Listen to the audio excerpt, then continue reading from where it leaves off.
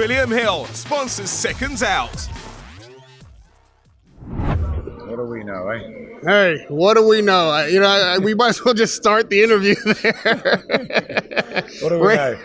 Rahim, we're meant to be the experts, aren't we? And what do we know? You never know in this sport. And that's why even the experts turn up on fight night just to find out what we really know. And tonight is one of those nights that not just shocked the world, but ended up shocking the world on what was a fantastic fight card. That can't be lost either. Yeah. All of these matchups were wildly entertaining.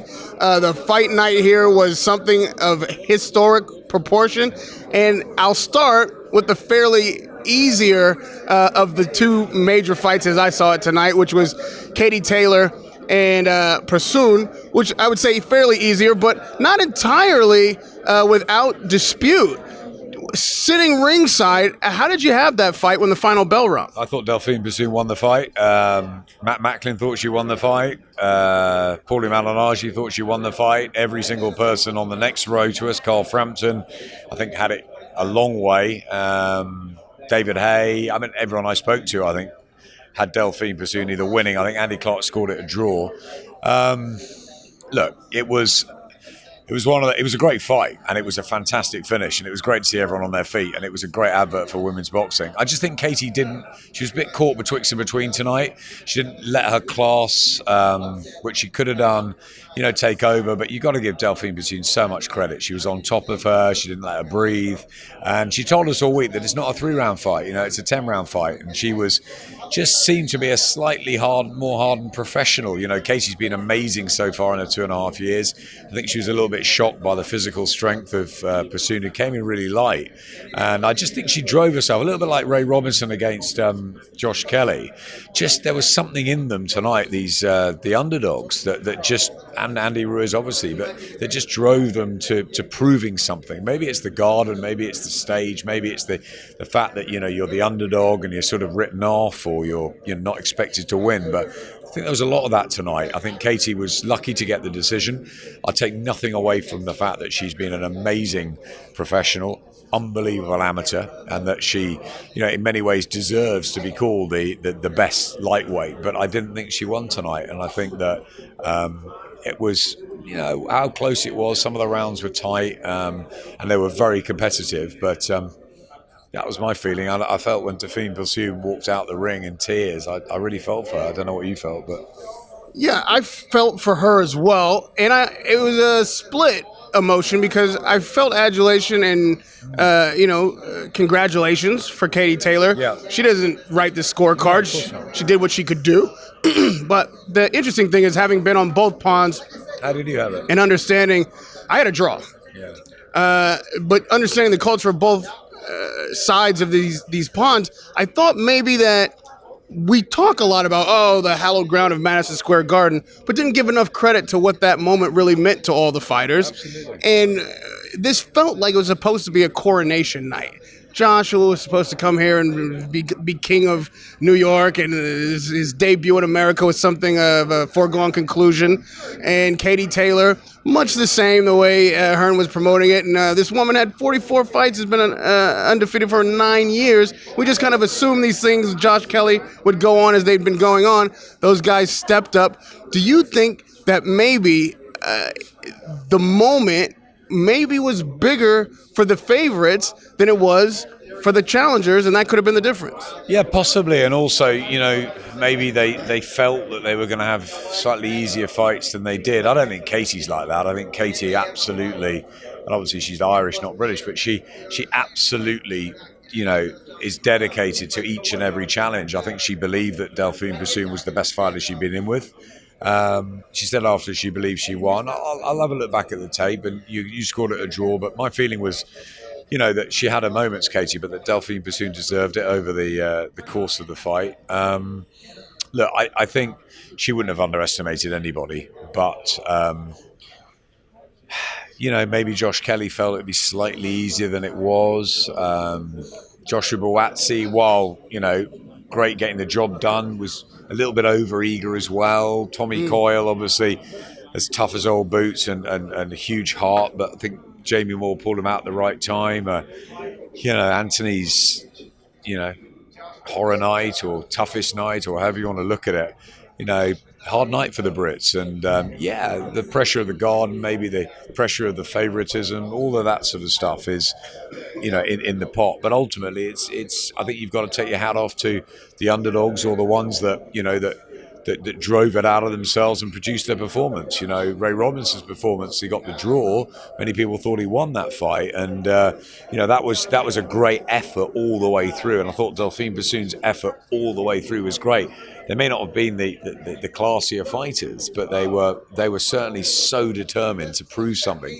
And of course, Andy Ruiz the most in the big one. He wanted it, he believed in himself, and he shocked everybody. Everybody in this room, he said, no one thought I'd win it. And before we get to the main event, it was shocking that Katie Taylor wasn't listening to her corner, and that she seemed to go in there with a lot less discipline than we're used to seeing her. What do you accredit that to? Why do you think we saw such a different Taylor than we were used to seeing? I think Katie, as I said about this betwixt and between, I think sometimes she decides to get involved when she doesn't really need to. And I think tonight, Delphine Bassoon dragged her into a fight. And I think that what we've loved about Katie is her ability to box and to move. And there were moments, 2 or 3 rounds, she boxed really well. I think it was the 6th. She had a really good round. And, she was moving nicely, and she was utilising that jab and the countering shots. And I think what we love about Katie is that she can box on the outside, but then she loves a bit of a struggle and a tear up on the inside. And I think there's probably just too much of that tonight, that she was dragged into Delphine Bassoon's game and didn't get out of it enough times. So, listen, I don't know. You'll have to talk to her about it and why maybe she wasn't quite as light on her feet as she normally is. And maybe she wanted to do it the hard way. She seems to go in there and sometimes want to excite for the fans, and maybe she just needs to try and take a simpler method tonight. And I think that possibly that would have worked better. And I think in a rematch, I think she'd probably outclass Delphine Bassoon next time. But I think on tonight's, I think she deserves a rematch Bassoon as well. But I think on tonight's evidence, although she got the decision, I think that she was out hustled a lot. Well, if I could put my promoter's hat on, maybe we could just have another night of all these exact same fights as rematches. Yeah, why not? That's what, when Lennox Lewis got knocked out by Oliver McCall, it took 2.5 years to get them back in the ring together, whereas when he got knocked out by Hasim Ratman, they got straight back in.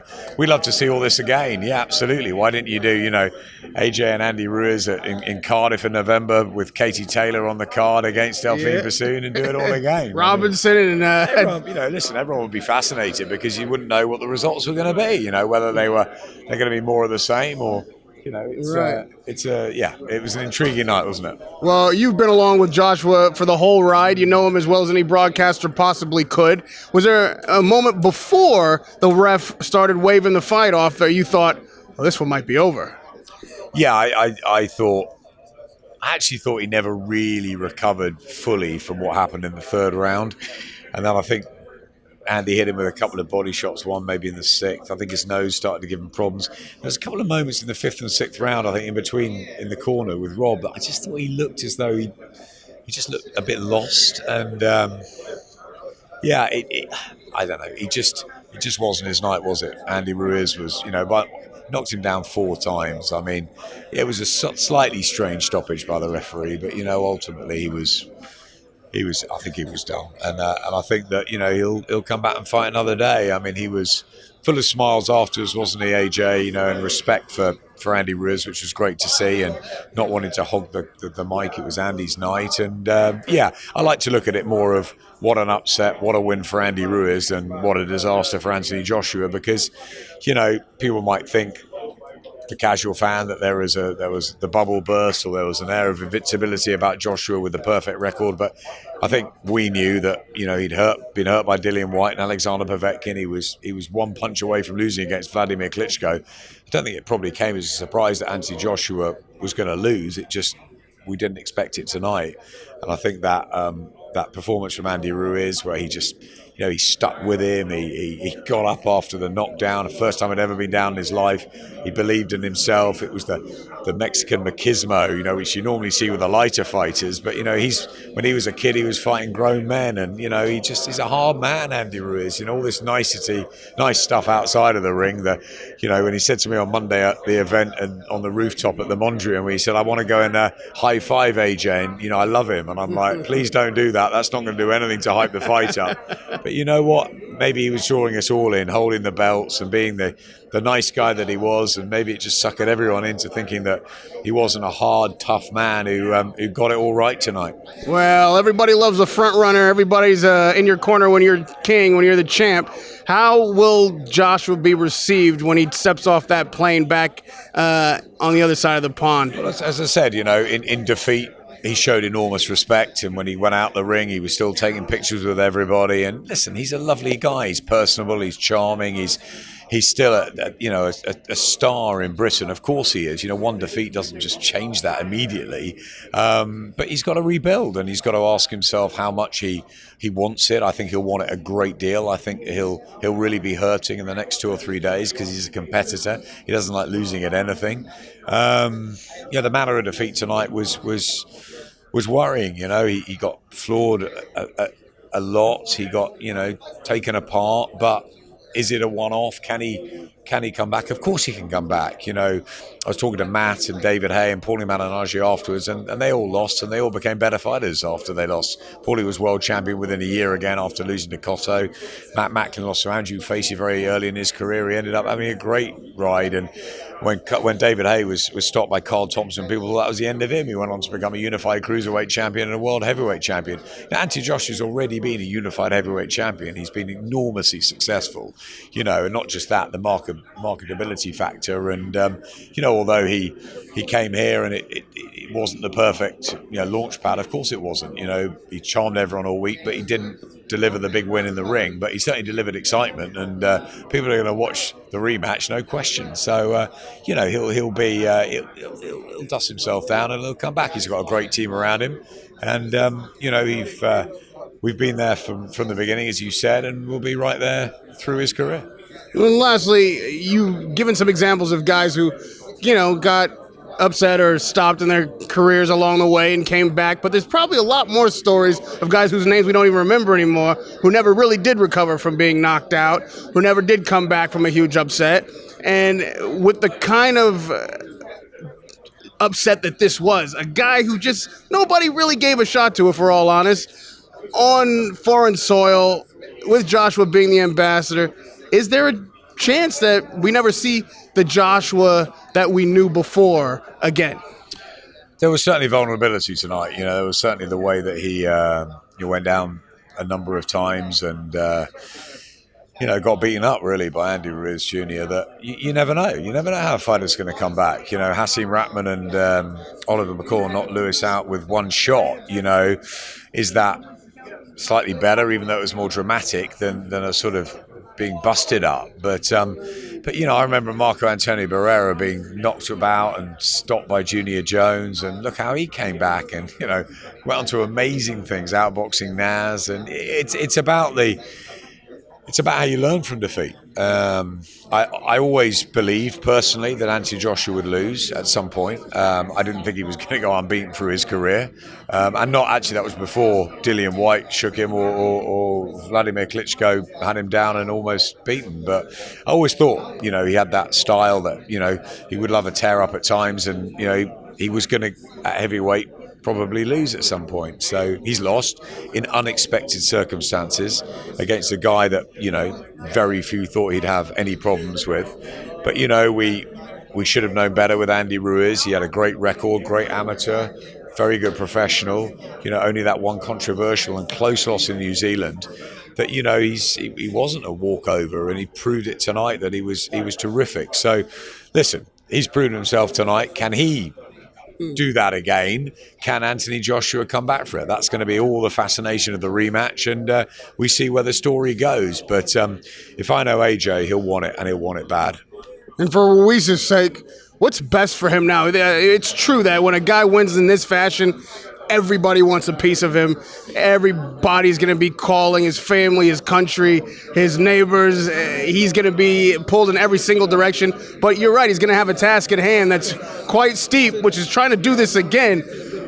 Knowing as much as you know about boxing and the history of it, what would you advise him to be doing in this moment? Go and have a great time partying in Mexico, because he is the first Mexican heavyweight champion, and he is a great guy, and he has proved everybody wrong. All the journalists here, all the fans and the non-Mexican fans out there, and he said to us this week, he said, I'm going to make people that bet on me a lot of money, and he believed in himself. Manny Robles believed in himself. He's a great guy, Manny, and a great trainer.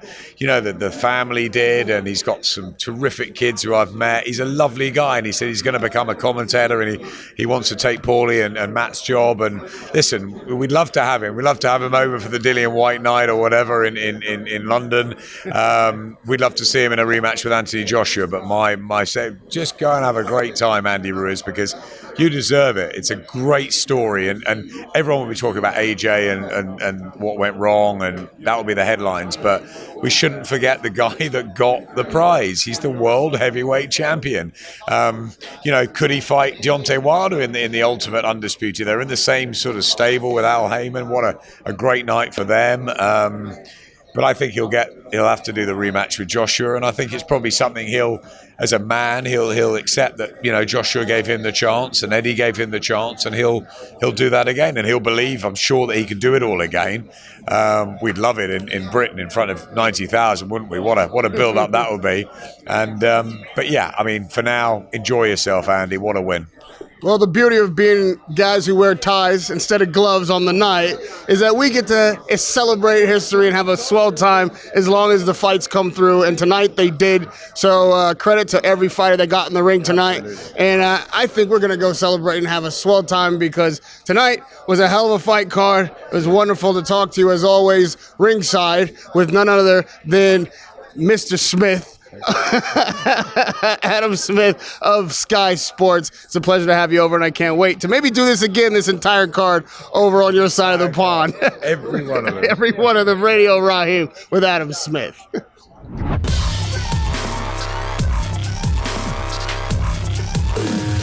William Hill sponsors Seconds Out.